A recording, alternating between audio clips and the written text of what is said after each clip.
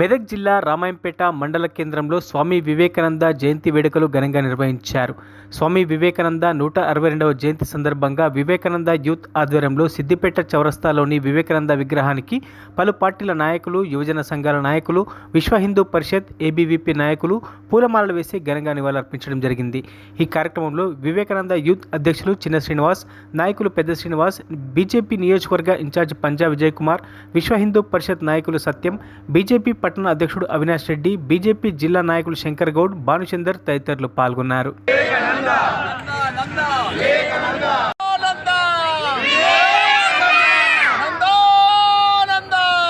స్వామి వివేకానంద 102వ జయంతి ఇక్కడికి వచ్చినటువంటి ప్రతి ఒక్కరికి శుభాకాంక్షలు. మరి మన దేశంలో ప్రస్తుత పరిస్థితిలో వివేకానందుని ఆశయాలను పాటించాల్సిన అవసరం ఉంది. వాళ్ళ పుస్తకాలు చదవాలా.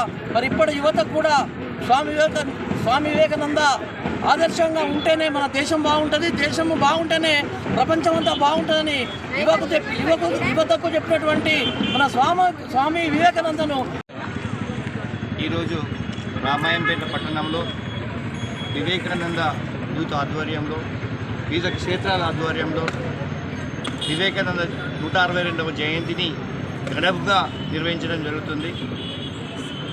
ఈ సందర్భంగా మేము కూడా యువత ఆధ్వర్యంలో, అదేవిధంగా భారతీయ జనతా పార్టీ ఆధ్వర్యంలో వివేకానందనికి ఘనంగా జయంతి అర్పించడం జరిగింది. పూలమాలతో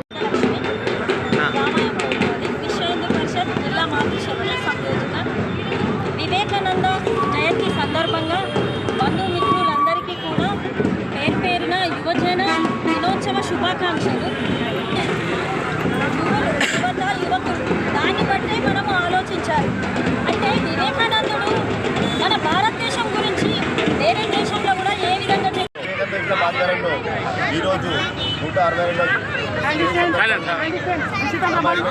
సఖ్యుల ఆధ్వర్యంలో ఈరోజు పెద్ద ఎత్తున ఆ వివేకానందుని కులమాలు జరగడం జరిగింది.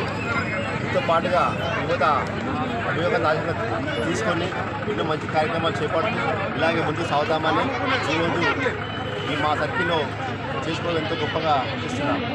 జై వివేకానంద. మరిన్ని అప్డేట్స్ కోసం మా ఛానల్ని సబ్స్క్రైబ్ చేయండి.